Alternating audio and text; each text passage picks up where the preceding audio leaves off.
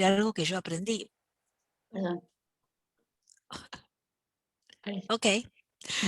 Bueno, entonces quería decir que hoy quería compartir algo que aprendí de otra persona. No es una reflexión mía, pero es un mensaje que me ayudó mucho y yo creo que muchos nos podemos sentir identificados, ¿sí? Entonces, es un pastor americano que se llama Buddy Owens. Y entonces yo a veces trato de seguir entrenando el oído y escucho algunas personas americanas, ¿no? Para seguir practicando.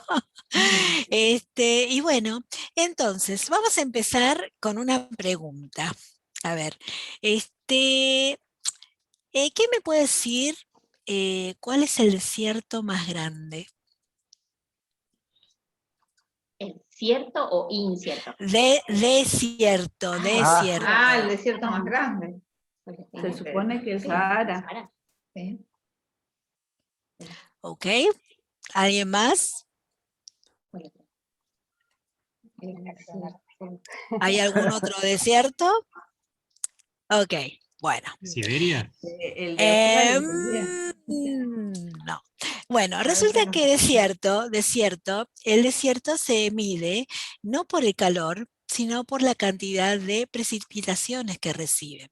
Entonces, la zona que reciba menos de 10 pulgadas, no, sí, de 10 pulgadas de lluvia al año, o sea, serían 250 milímetros al año, se considera desierto, ¿no? Y resulta que el área más grande que recibe poca precipitación no es el Sahara, no es el desierto de Gobi, no es Siberia, es la Antártida. Porque la Antártida recibe solamente 5 5 centímetros, 50 milímetros de lluvia o de caída de nieve en el año. Lo que pasa es que aunque uno ve videos de la Antártida que soplan esos vientos y se ve la nieve volar, es porque la nieve que cae no se derrite por el frío.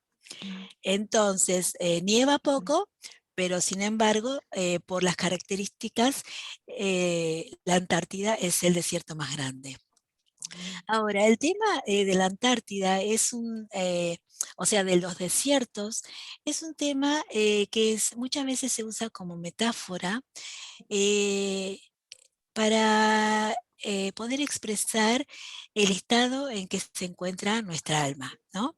A veces podemos estar pasando por un momento frío o caliente, con mucha presión, ¿no? Y entonces estamos atravesando un desierto.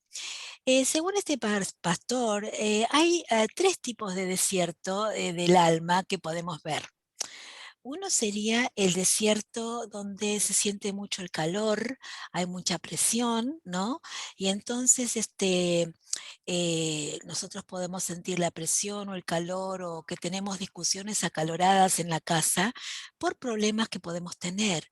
Y en este momento de tanta incertidumbre financiera, ¿en qué casa no habrá ese desierto, esa situación de incertidumbre, de ver que los problemas financieros, este muchacho que va a perder la empresa, o el tema de tantos negocios cerrados y tanta gente que se queda sin trabajo? Es una situación de mucha presión y mucho, eh, podría decirse, un tipo que uno se siente que está en el desierto, ¿no? Y entonces, por ahí uno piensa que se siente que está muy, muy presionado y tal vez no siente que Dios esté cerca, ¿sí? Este, el segundo tipo de desierto que se compara al desierto con el alma es cuando nuestro corazón por ahí se enfrió. Y entonces por ahí estamos enojados con Dios porque Dios no contestó alguna oración, o sentimos que se nos ha enfriado el corazón y no tenemos bueno, estamos como medio fríos con aquellos que están alrededor nuestro, y tal vez en esa situación pensamos que nuestro corazón se enfrió porque a veces podemos interpretar que Dios está ausente o que las oraciones no van más allá del techo, ¿no? Entonces ese sería otro tipo de desierto. Y hay un tercer tipo de desierto que el pastor lo explicaba como el desierto como que sería el desierto de California, ¿no? Donde hay más evaporación que precipitación. Entonces, cae poca lluvia, pero es más lo que se evapora, ¿no? Entonces, y en ese caso, ahí relaciona, por ejemplo, si tuviéramos muchas plantas y una cierta cantidad de agua, si con esa cantidad de agua tenemos que regar muchas plantas, le va a llegar poquito a cada planta, ¿no? Y de esa misma manera, cuando a veces nosotros es como estamos en una situación en que tal vez tenemos muchas responsabilidades, muchas expectativas que tienen otros de nosotros, muchas cosas para hacer, y entonces nos vemos como que nos quedamos agotados porque tenemos mucho para hacer y nos quedamos como que nos queda poco para dar.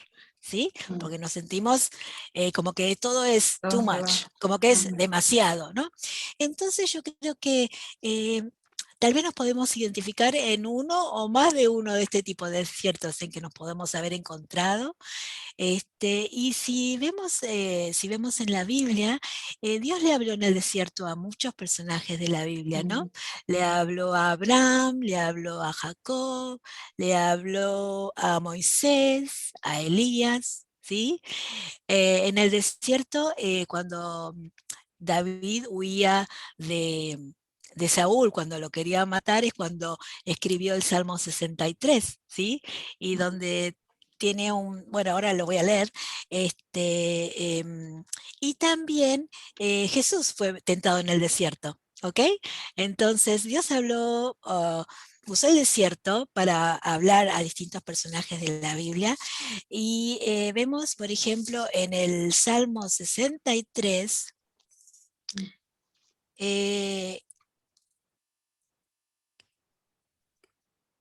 a ver, ¿dónde está? Acá. Dice, oh Dios, tú eres mi Dios, yo te busco intensamente, mi alma tiene sed de ti, todo mi ser te anhela, cual tierra seca, extenuada y sedienta. Eh, es una ilustración muy similar a la tierra del desierto, ¿no? Sentirnos extremadamente secos, extenuados, muy cansados y sedientos. Eh, y, mm, y entonces el tema es poder ver que está bien, por distintas razones nosotros podemos estar en el desierto. Puede ser por pruebas que son ajenas y que no tenemos por ahí responsabilidad, porque el tema de la pandemia nos toca a todos, ¿no? Y no es algo en algún lío en el que nos hayamos metido nosotros y que estemos sufriendo consecuencias de alguna mala decisión. Pero entonces a veces por ahí nos preguntamos, bueno, si queremos preguntarnos qué es lo que hizo que nos vayamos al desierto, bueno, hay distintas razones, pero bueno. También nos podemos preguntar, ¿y cuándo saldremos de este desierto? Que es otro tema, o sea, no sabemos cuándo vamos a salir. Pero sí lo que podemos pensar es qué es lo que podemos hacer mientras estamos en el desierto. Entonces, uno de los textos que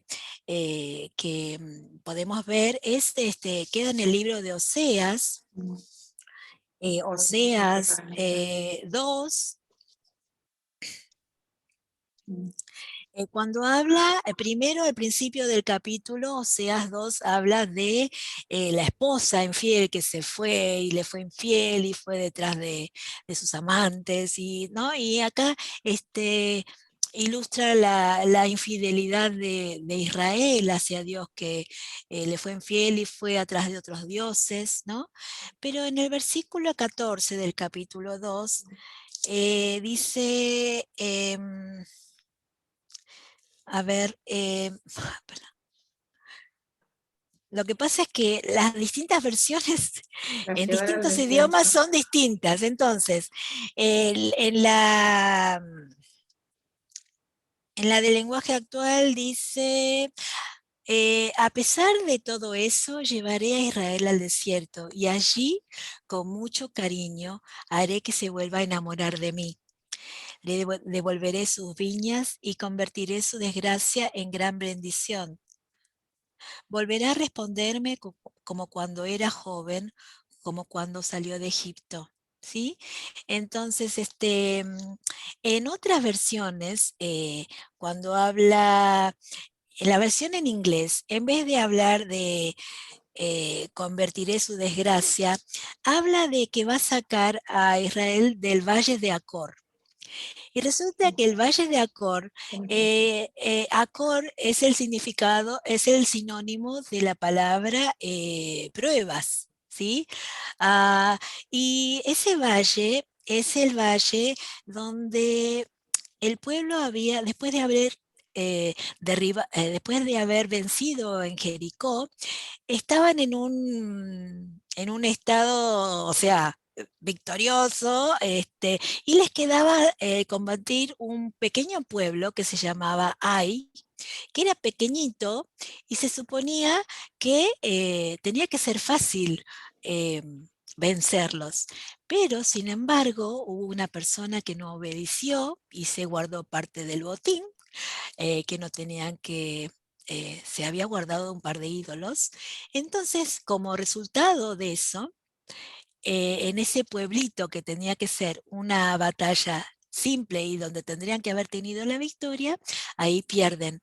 Entonces, por eso ese lugar se llamó Valle de Acor, que en inglés le dicen el Valle de los Problemas, ¿sí? En la versión internacional dice el Valle de la Desgracia o el tiempo de desgracia, ¿sí? Entonces, y bueno, y entonces en ese valle de desgracia, o sea, podemos pensar que el tema del tiempo de nuestro en el desierto es un tiempo de desgracia, un tiempo de problemas, ¿sí? Entonces, es bueno poder entender que, bueno, vamos a estar en ese problema, pero digamos que no es, ese problema no es un tiempo em, como si fuera una calle sin salida, sino que es como un paso, ¿sí? Un pasaje de un estado malo o duro a otro mejor. Entonces, que podamos tomar este tiempo del desierto como un paso, ¿sí? Para salir de un lugar y poder ir a otro mejor. Entonces, en el mientras tanto, ¿qué podemos hacer en el, en el tiempo que estamos en el desierto? Bueno, acá el pastor nos dice, prepararnos para encontrarnos con Dios, ¿sí? Porque dice que Él se va a encontrar con nosotros en el desierto, ¿sí? Y estar con la expectativa en que Él va a tratar con nosotros y nos va a hablar y nos va a ayudar a enderezar los pasos, ¿ok? Y acá también en el pasaje de Oseas decía que Él iba a restaurar lo que sería eh, la posibilidad de dar frutos otra vez. ¿Sí? Entonces, para poder dar frutos otra vez, el segundo paso sería que podamos empezar o volver a empezar a plantar semillas de la palabra en nuestras vidas para poder dar frutos, ¿no? Como decía la parábola de la buena semilla, que la buena semilla es la palabra de Dios. Entonces, que podamos plantar esas semillas en nuestras vidas para que después puedan dar frutos. El tercer paso es que podamos eliminar las distracciones innecesarias. ¿Sí? ¿Ok? Entonces, por ahí tenemos mucho ruido. El ruido puede ser, por ejemplo, si miramos, qué sé yo, puede ser de mirar las noticias constantemente o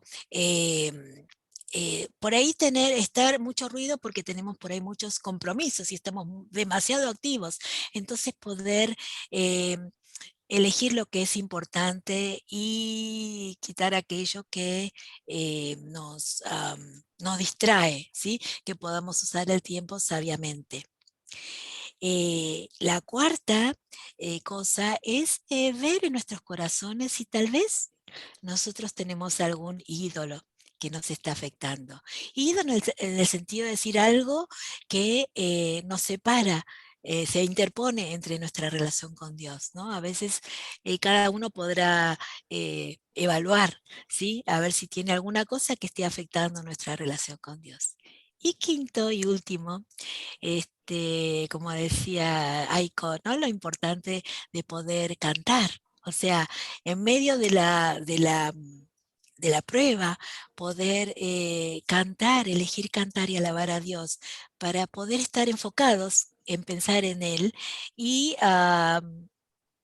o sea, eh, poder, que la alabanza, dice, me gustaba esto, que la alabanza, dice, que sea nuestra banda de sonido en medio de nuestra experiencia en el desierto, ¿sí?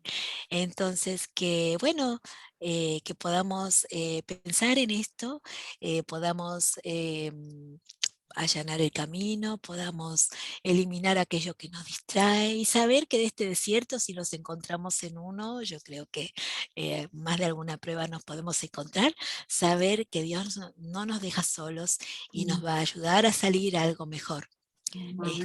Así que bueno, que el Señor les bendiga. Amén, precioso. Se ve muy claro, perdón Ale, una cosita voy a leer para que a lo mejor después lo puedan buscar. Lo que explicaba Mariel de Oseas 2:14, en la nueva traducción viviente, que es la última adquisición de Aiko, dice justo eso, dice, y convertiré el valle de la aflicción, es la traducción que hace al valle de Acor, dice, y convertiré el valle de la aflicción en una puerta de esperanza. Por eso nos hablaba que ese valle de aflicción pasa a ser un paso, no un lugar de destino, porque si el Señor abre puerta de esperanza, quiere decir que de ahí vamos a salir. Así que para que ustedes después, al volver a repasar estos pensamientos, este pasaje que nuestra hermana María los compartió, si pueden desde el celular buscar la nueva traducción viviente, el texto está bien claro para todo lo que María hoy nos enseña. Dios les bendiga. Qué lindo.